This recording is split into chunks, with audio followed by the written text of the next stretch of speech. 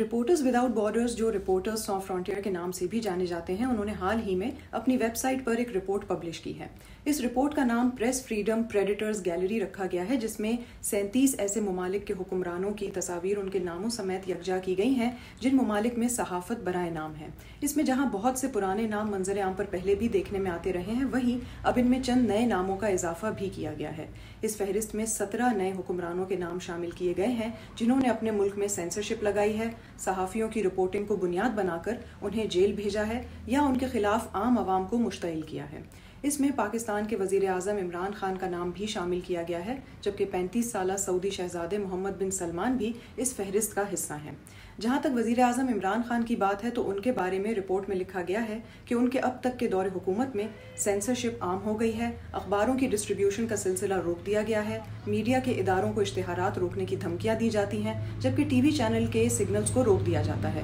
Report میں کہا گیا ہے کہ جمہوری حکومت کے خول کے پیچھے پاکستان اس وقت ایک بار پھر سے فوجی آمریت کے بدترین دور سے گزر رہا ہے۔ اس کے بارے میں جب پاکستان کی حکومت سے جواب طلب کیا گیا تو وفاقی وزیر برائے اطلاعات فواد چودھری نے BBC کو بتایا کہ یہ ایک مضحکہ خیز بات ہے اور حکومت کی جانب سے اس پر ایک تفصیلی بیان بہت جلد جاری کیا جائے گا۔